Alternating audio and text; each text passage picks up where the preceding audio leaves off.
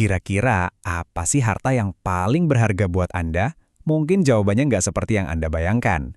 Kali ini kita bakal kupas tuntas soal kekayaan yang nggak akan pernah bisa diambil dari kita.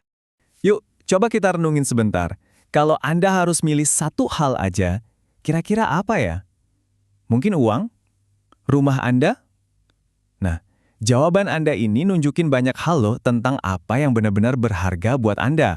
Ya, buat kebanyakan dari kita jawabannya mungkin ya yang ada di daftar ini. Kita kan menghabiskan hidup kita kerja keras buat hal-hal ini. Punya tabungan yang banyak, rumah yang nyaman, dan segala macam kemewahan materi yang bisa kita kumpulin. Tapi ada satu masalah besar nih dengan semua harta benda ini. Sifatnya itu nggak abadi. Uang bisa aja habis, rumah bisa rusak, kekayaan bisa lenyap. Gitu aja dalam sekejap mata. Nah, ada pepatah kuno yang ngasih kita sudut pandang beda banget. Katanya gini, pengetahuan adalah harta yang tak bisa dicuri. Ini nunjukin ke kita soal jenis harta yang sama sekali berbeda. Harta yang kebal dari kehilangan dan pencurian. Dan inilah yang akan kita dalami sekarang. Jadi, apa sih yang bikin pengetahuan ini begitu istimewa? Jawabannya simpel, semuanya berawal dari di mana harta ini disimpan.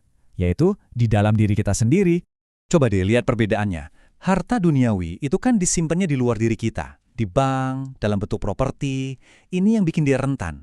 Tapi sebaliknya, pengetahuan itu adanya di dalam pikiran dan hati kita. Udah jadi satu, nyatu sama diri kita. Artinya apa? Kemanapun Anda pergi, kekayaan ini ikut, Anda bawa terus. Jadi, bahkan kalau Anda kehilangan segalanya secara materi, kekayaan batin ini tetap ada. Inilah fondasi yang bisa kita pakai buat, membangun kembali semuanya dari awal. Tapi pengetahuan itu lebih dari sekedar sesuatu yang kita punya loh. Ini adalah alat yang kita gunakan. Ini adalah kekuatan aktif yang bisa membuka banyak pintu dan mendorong kita buat terus bertumbuh. Nah ini nih manfaat praktisnya. Waktu kita belajar, kita jadi lebih berdaya. Kita jadi lebih ngerti dunia di sekitar kita. Kita bisa ngembangin skill-skill baru. Dan yang paling penting, kita jadi bisa ngambil keputusan yang jauh lebih bijak.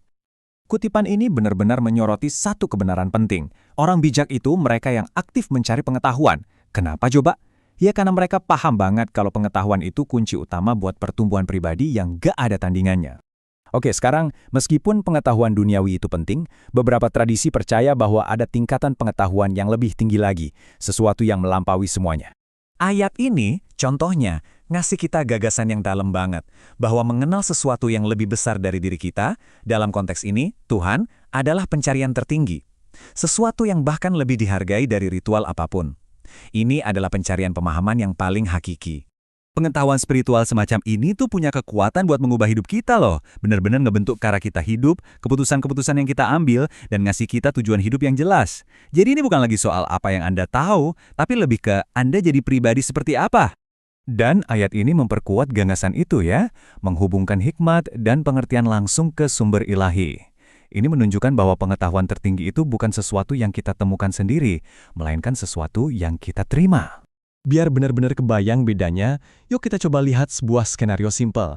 Anggap aja ini sebuah ilustrasi tentang nilai yang sejati itu seperti apa. Coba bayangin, skenario terburuk terjadi. Ada bencana besar dan semua harta benda yang Anda punya lenyap dalam sekejap. Nah, buat orang yang identitas dan rasa amannya itu terikat sepenuhnya sama aset-aset dari luar, ini adalah akhir dari segalanya. Benar-benar hancur total. Mereka ditinggalkan tanpa apa-apa. Tapi di tengah semua kehancuran itu, ada satu hal yang nggak bisa disentuh oleh bencana apapun, yaitu pengetahuan. Pengetahuan, keterampilan, dan hikmat yang udah Anda kembangkan selama ini, itulah modal utama yang nggak akan pernah bisa hilang. Inilah yang Anda pakai buat membangun kembali, buat mulai lagi dari nol, buat bangkit dari puing-puing. Jadi kesimpulannya apa? Sederhana, hargai pengetahuan sebagai harta Anda yang paling berharga. Teruslah belajar. Belajar tentang dunia, tentang diri sendiri, tentang hal-hal yang lebih dalam. Teruslah mencari hikmat dimanapun Anda bisa menemukannya. Selalu ingat kebenaran inti ini ya. Hal-hal lain bisa datang dan pergi, tapi apa yang Anda ketahui dan Anda jadi pribadi seperti apa karenanya, itu akan selalu jadi milik Anda. Dan ini membawa kita kembali ke pertanyaan di awal. Coba deh lihat hidup Anda sendiri. Harta macam apa sih yang sedang Anda kejar setiap hari? Apakah itu harta yang bisa hilang kapan saja? Atau harta yang akan jadi milik Anda selamanya?